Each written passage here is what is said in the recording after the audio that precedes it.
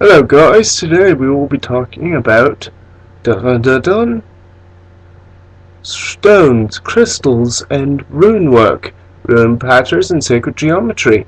It will be all a variety of topics, and I'll be going over basics on how you set up your own crystal grid in your own room, by which you can run things and make your room much, much better, much purer place, and a much happier one. So, crystals, they have multiple different properties. Let's keep them all basic, pretty much. Alright, so we'll take, first off, crystals. You should purify them. What you need first off is container. Then you need water. Sploosh, sploosh. Then you need your common salt.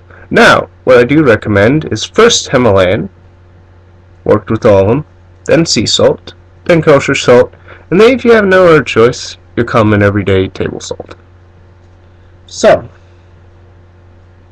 this is what I found, is just those are different purities and different properties, and sometimes you want to use the Himalayan pink salt, because it just doesn't work for you.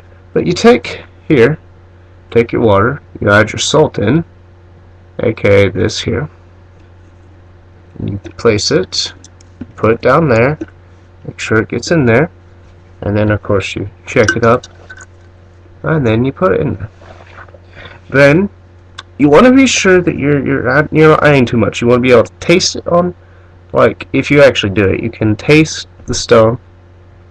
You're purifying it, remember that, so you might not want to do it. But you want to be able to start to taste the saltiness, but you don't want to be able to actually see the white covering on the stone itself, you know what I mean?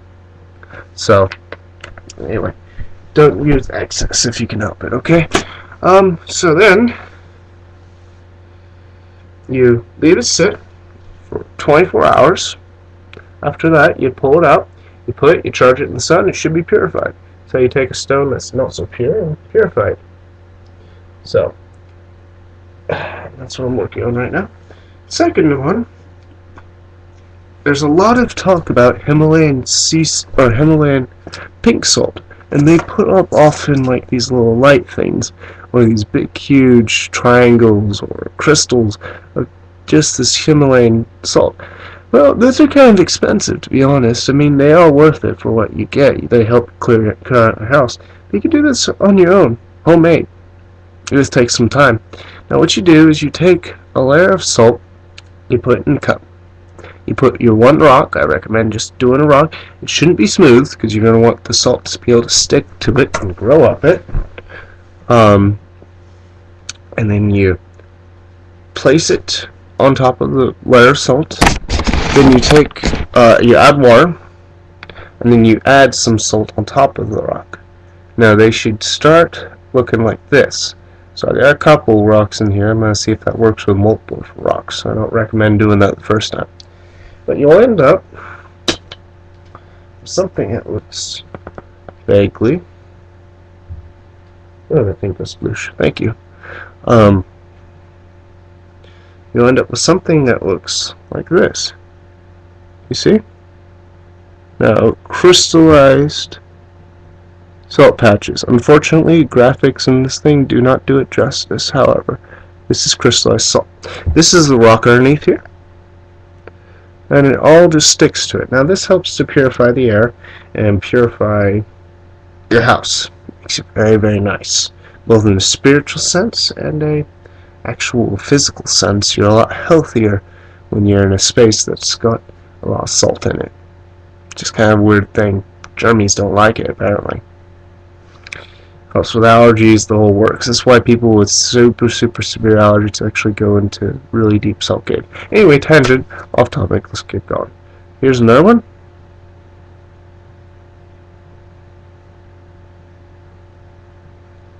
And then here's my first one, which I have crystallized to about ½ an inch thick on it. And you can't hardly see the stone itself underneath it, even though it's dark pink, if I remember right. The stone itself is dark pink, but the salt's white, so normally you think it show through. That's It's got a lot of salt on it. Anyway, the next thing I wish to show you today is crystal gridding. Now, first off, when you're setting up a crystal grid, you're going to want something that is centerpiece, probably a smaller flat stone, commonly looks like so. Pretty basic, right?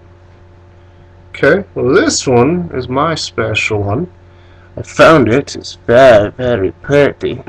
It is quartz, but it has multiple different crystals pointing in multiple different directions. Very, very pretty. Very, very pretty. This will be my control stone.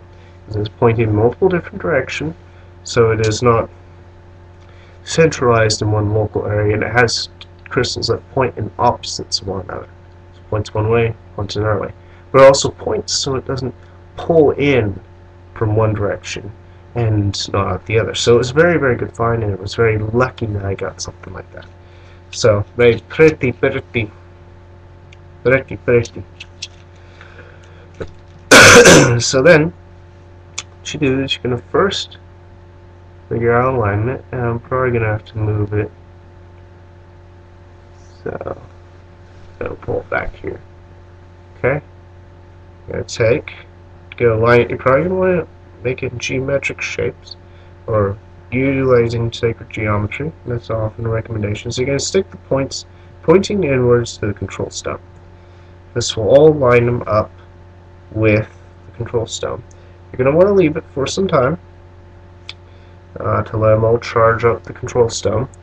Recommendation is to charge your stones beforehand, before you start using your crystal grids, with sunlight. Very, very good for, I guess, combining it and just keeping everything, flowing naturally and putting energy into the stones itself, the crystals that you're using. Okay? So you put them in there, and they're all pointing one way. And then when you're going to be putting them into the crystal grid itself, you're going to turn them all the opposite directions, so they're pointing outwards. Okay?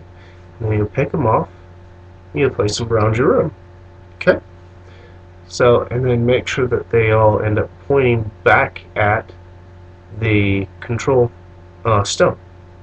So, actually my recommendation is, if you can, most of your rooms aren't very cohesive to making a geometric shape, but if you can put your control stone at the middle of your room, directly at the center of all these different crystals around you, then you will only strengthen your field that you're trying to set up.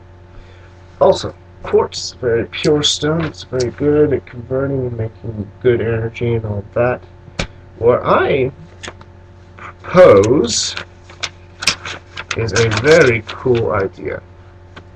Now, you can do individual stones itself, or you can do the control stone, which will affect the whole field, as far as I've found, by using runes. Norse Rune Index is particularly effective. So, we'll take a symbol of protection, or the symbol of protection, and I'm going to make it mine, and then we'll pretend that I charge it, because I'm not actually setting up the field here. So I'm saying protective field now. Symbol protection. The two dots are not generally put there, but that's my personal index, which I utilize at PowerPoints of the thing itself. I don't recommend you trying it out yourself. But we'll say that this is on a desk, and I set it on top of this room. So it looks like a paperweight. It doesn't even really take away from your decor at all. Okay? So it's just essentially a paperweight. And then you move these out, point them all in at your central crystal. And already, without doing much at all, this is a great circle of protection. Right here. Feels great. Because the rune, here's what runes do. Crystals spread out the energy that they naturally emit themselves. Okay? So they do that The runes basically act as, they emit energy too, but they don't emit large amounts. They emit steady amounts over long periods of time. They're great. But they work best as, in my opinion, as converter boxes. Now, you put lots of energy into runes, they put out lots of conversion back out. However, the conversion factor in the use of the runes, essentially you're surrendering power to the runes themselves. So if you're putting too much power into it, within the premise of the rune itself, it will do what it needs to do.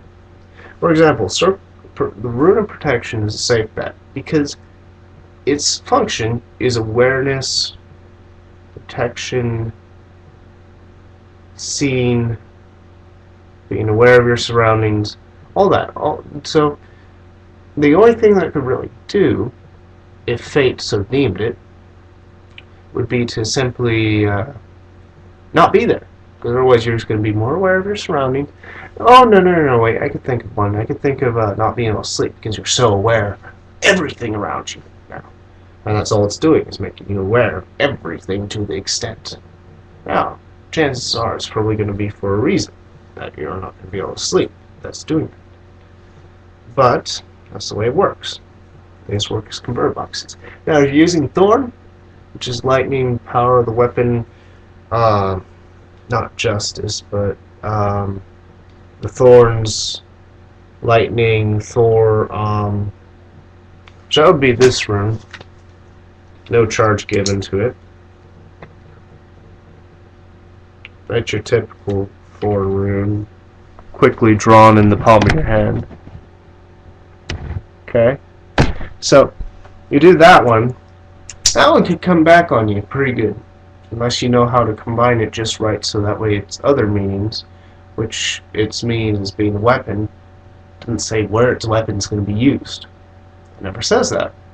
Now, if you're combine it right with protection, and you as the center point, then you yourself are protected, and that the thorn is the use of that protection. It's the thing that protects you. So essentially, if you combine your meanings right, if you combine the way you set it up, you protect yourself, you make sure that the runes can't be used. But if you just draw Thorn by itself and combine it within this grid, and you're sitting within the grid, and the meaning could backfire on you and become, as a literal sense, a lightning bolt in the metaphysical one. So it's best to keep in mind what the runes mean, and don't use things that are unneeded. And also keep in mind possible reverse connotations that can be taken of it, because the reverse connotation, like say this is bumped, say the rune of protection, that sucker gets bumped so it's upside down. What happens when that's your master key to it? You no longer feel your protection, your field is failing, you're letting danger come in, your meaning, all the meanings of that rune become reversed, and everything in the field could be affected by it, thus wise. So keep that in mind when you're playing with them. Runes are not something lightly played with, and crystals are great for amplifying energy level. And your intent affects crystals a lot, and also affect runes. Remember that when you're doing it, and how you're doing it. Anyway, peace, love, and happiness, guys.